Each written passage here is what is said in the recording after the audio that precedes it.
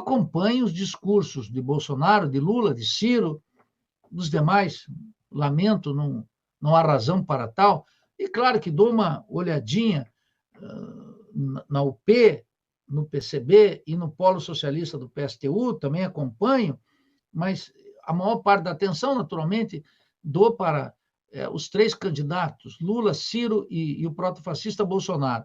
E eu observo que a campanha do Lula é de uma despolitização completa. Então, nós temos uma derrota ideológica de 2016, 2018, isso que o cinismo petista chama golpe, é uma derrota, porque é uma derrota sem luta, nem Dilma nem Lula convocaram o povo para se manter no governo e derrotar a direita.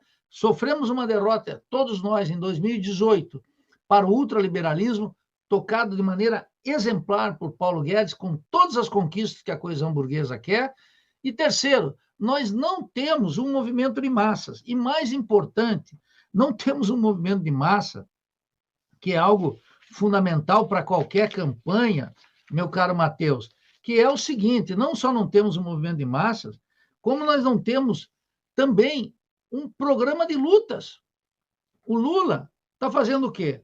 O meu governo foi bom, nós vivíamos no paraíso, nós éramos mais felizes, nós tínhamos autoestima, etc., contra as condições econômicas derivadas do programa ultraliberal de Paulo Guedes, que condenou uma grande parte da população à miséria e à exploração, ao desemprego e um assalto ao Estado que combina pobreza absoluta com superlucros para todas as frações do capital, cujo assalto maior é o assalto à Petrobras, visível aos olhos do povo, mais expressivo do que o roubo que ocorreu durante os governos de Lula e de Dilma.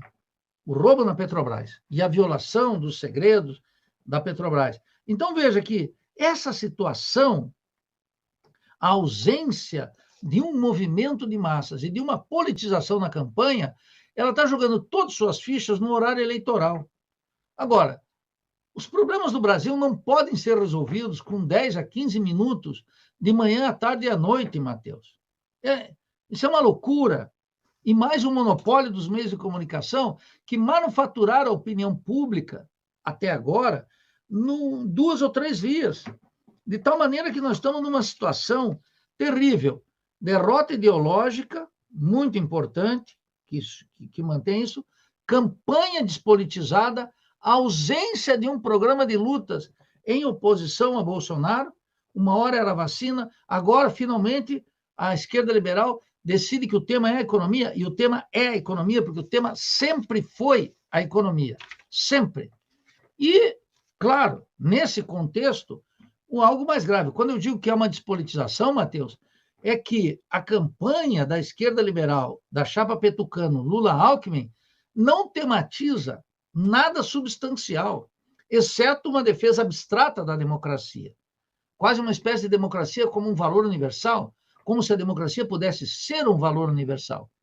E, ao fazê-lo, acaba aos olhos da grande maioria do povo, validando um regime político que encarcera o nosso povo trabalhador, que tira a maioria do nosso povo da escola, que não garante uma saúde universal, que não garante esgoto para as maiorias, que não garante casa digna, que não garante nada, que não garante o acesso à cultura, que consagra o atraso científico e tecnológico, que mutila o exercício da soberania, que não tem o controle da Amazônia e da riqueza do solo e do subsolo, que não mantém a Petrobras sob controle total dos brasileiros e voltar ao monopólio do petróleo, que permite a conta de capitais abertos para a burguesia botar lá fora seus 600 bilhões, enquanto degrada a moeda nacional e desvaloriza a moeda nacional que nós estamos submetidos. E essa defesa abstrata da democracia, que o protofascista, a serviço dos Estados Unidos, empobrecendo o nosso povo, assaltando o Estado, ampliando a corrupção, violando completamente as chamadas normas republicanas, percebe? Submetendo o nosso exército ao domínio completo do Comando Sul dos Estados Unidos, esse protofascista fica simulando acusar o sistema. E o Lula e o Alckmin simulando a defesa do sistema. Aos olhos do povo, essa é uma operação muito, muito perigosa. ela já deu a vitória em 2018. É mais difícil para o protofascista, mas eu não sei o que vai acontecer.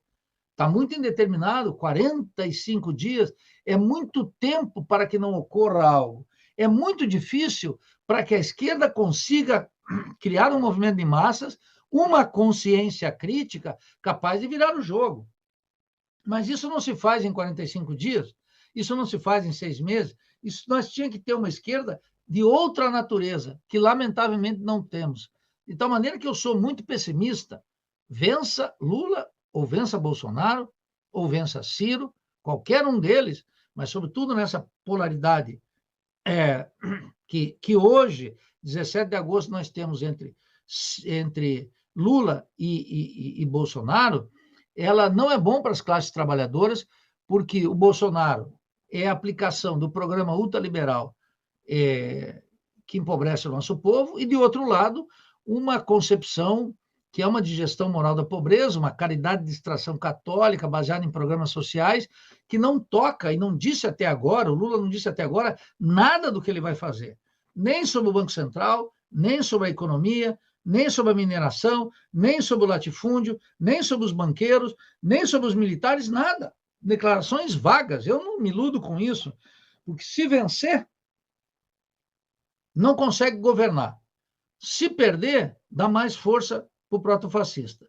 De tal maneira que minha leitura sobre o que está acontecendo no Brasil é o colapso da esquerda liberal diante disso que eles chamam um neofascismo, que não tem fascismo, tem um presidente protofascista, tem grupos milicianos, mas um fascismo nem sonhando, e nem pesadelo, diria, e um neofascismo é de uma picaretagem intelectual que não consegue caracterizar que o Bolsonaro é fruto de um desenvolvimento capitalista que assumiu uma forma rentística e, portanto, tem que sabotar necessariamente todas aquelas liturgias inerentes ao espírito republicano que exige que o presidente da República seja alguém que respeite o outro, que trate os poderes, o legislativo e o judiciário, de maneira equânime, que pode ser visto naquela cena terrível no Tribunal Superior Eleitoral da posse do ministro Alexandre de Moraes. Aquilo sendo saudado como um dado de civilidade, Matheus, e não só de civilidade, como um ato democrático cuja anomalia estava dada pela presença do protofascista, não é? E os demais, todos os ex-presidentes, estava lá, a costela da ditadura, que era o José Sarney, estava lá o aliado do PT e depois considerado golpista, Michel Temer. O Lula declarou hoje que falou com ele, conversou, etc. e tal. Estava Dilma, quer dizer, estava a costela da ditadura, o golpista, a golpeada e o futuro presidente da República para o petismo e o protofascista, numa cerimônia que envolve um ministro do Supremo Tribunal Federal, uma instituição que não deve ter o apreço de nenhum de nós, porque grandes crimes contra a República e o povo brasileiro foram validados pelo Supremo Tribunal Federal. É um órgão estranho à democracia, é um órgão estranho aos interesses do povo brasileiro. Isso tudo precisa ser repensado, está no contexto de uma podridão da República burguesa, que precisa ser repensado criticamente por todos nós. E eu não estou vendo, nesse sentido, Matheus, eu não estou, e quero falar aqui para os quase 200 que estão nos assistindo, eu não estou vendo uma indicação de que a campanha pode politizar. E isso é a minha maior preocupação hoje.